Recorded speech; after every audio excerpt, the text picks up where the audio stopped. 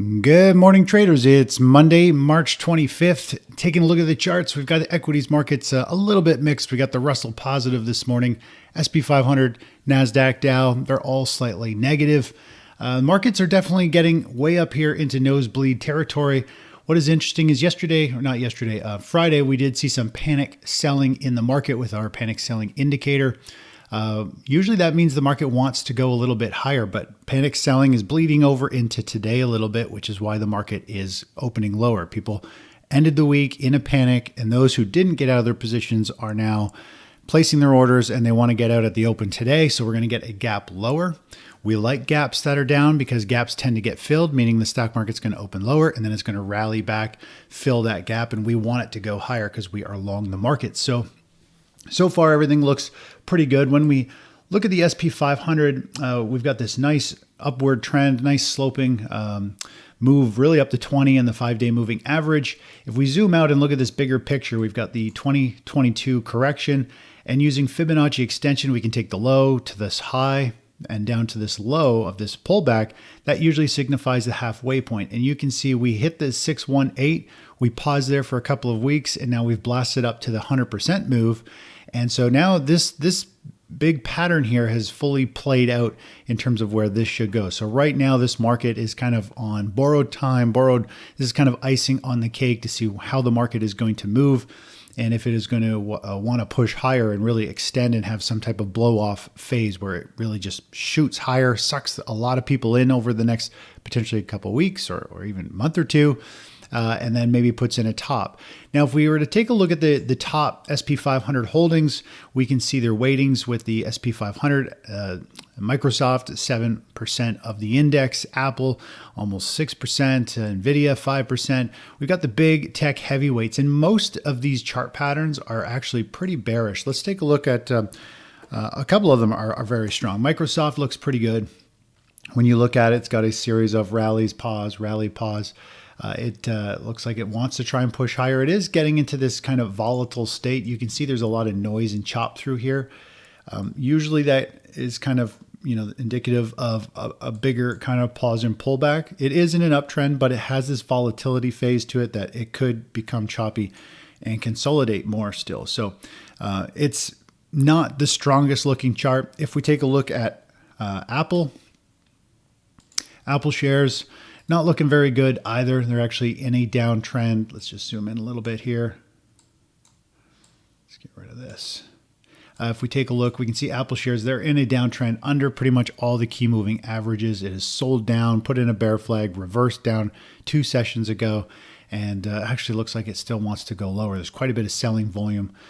So that's not a good sign either. If we took a look at Nvidia, Nvidia is a heavyweight now. It has just skyrocketed. It is pushing back up here. It looks like it wants to do like some type of blow off move, some parabolic pop, and everybody piles in for one last phase of feeding frenzy. And we'll see how that goes. So this will have some weighting in the market, but the price action that it has, to me, I'm not basing it on any fundamentals or long term. It's just what goes straight up like this and becomes headline news and everybody talks about it is kind of, getting to the end of things. And in fact, I saw this morning. Let me just pull this up. Take a look at this. So this is somebody posted this on LinkedIn this morning saying that the AI space has now finally reached a top. We've got toothbrushes with AI. Like really, what's it going to do?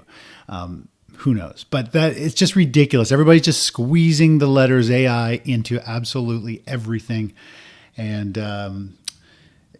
if we take a look at Barron's, this was earlier in the month. They talked about bet on the bull. Everything's poised to keep going higher. This is like front and center cover news. So we are definitely in this nosebleed, icing on the cake. We will ride it up as high as we can, knowing it will reverse. We're not going to get out at the top. But we're definitely in this feeding frenzy phase, and we're just going to let the market do what it's going to do. But again, a lot of these big heavyweights, we look at Amazon doesn't look very strong. Meta does not look strong. Google, not the strongest chart pattern. Everything looks ready to have a pause or pull back or continue to go down. So there's going to be a lot of struggle, I think, here in the stock market in general. Let's take a look over at the bond market. Bonds continue to flag out in this really nice looking bull flag. I won't lie. The bond market I'm getting excited for. We do have this big rally, this big bull flag pattern. It is pointing to a very strong move to the upside at this point. But again, it's not in favor for higher trends just yet, but it's definitely kind of maturing and trying to build a base. In the grand scheme of things, it's still a series of lower highs, series of lower lows. And we have seen these bull flag patterns play out several times. They look like they're ready to go higher each time. All these tight momentum bull flag patterns, and then they fail. So we'll see. Got to let it play out, not try to pick a bottom, and we'll see how this unfolds. If we go and take a look over at the VIX, we are seeing fear start to break down a bit, which is what we kind of want to see in a way. More or less, the market has been rising all year. The VIX has been rising all year. Typically, that doesn't really work that way. But the way that the VIX and that kind of relationship works is we see the VIX rise, and then eventually everybody who's nervous betting against the market, they finally say, I can't take it. All my inverse ETFs, all my put options are killing me. So they flip positions. There becomes a breakdown, and finally people just say, I'm just going to be bullish and ride this up. So we're finally starting to break down. Very similar to over here and kind of over in this phase where people finally give up on trying to bet against the market. They start to go long. The VIX falls because they're not scared of a falling market anymore. They're just buying into the rally, and the market can go higher, substantially higher very quickly. But then it also is going to put in a major top. So we'll see if this continues to fizzle down, and that will be a sign that the market's probably going to go higher, and it could be a very sharp pullback in the near future. But again, one bar at a time. That's all we can do is follow it. If we take a look at the hot list, we got some sectors kind of moving all over the place. We've got the marijuana space just exploding higher. Percentage-wise, this thing moves so fast. It can go from the bottom of the pile to the top of the pile. It went from the worst sector to like the best sector to the worst sector. I think it made it pretty much back to the top here, fizzled right back down to one of the worst, and now it's right back at the top. So it just goes to show that we are in sector rotation, stage 3 top. Sectors come in and out of favor all the time. They're just rotating. Money doesn't know where the heck it wants to go. And there's all kinds of, just short-term movements in different sectors. If we take a look at the semiconductor holders, we've got, this is more or less heavyweight with Nvidia. It looks primed and ready really for another explosive move to the upside. Nvidia, semiconductor space in general. If we take a look at the home builders. Home builders have been on fire. If we take a look at those, they just continue to move higher. People are really excited about the home builder space. If we zoom out here, you can see it has just been ripping to the upside. People are still super bullish on real estate. They think the little pause and pullback in real estate pricing is a good thing. They think that's an opportunity. I think it's the start of a top. I think it's like a terrible time to get into real estate, to be honest.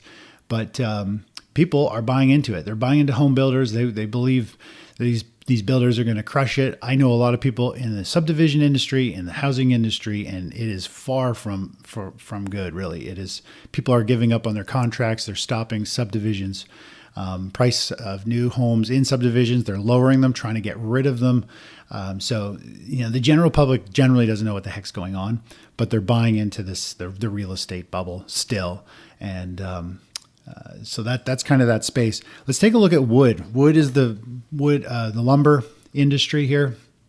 It has been doing very well in the last little bit, really screaming higher.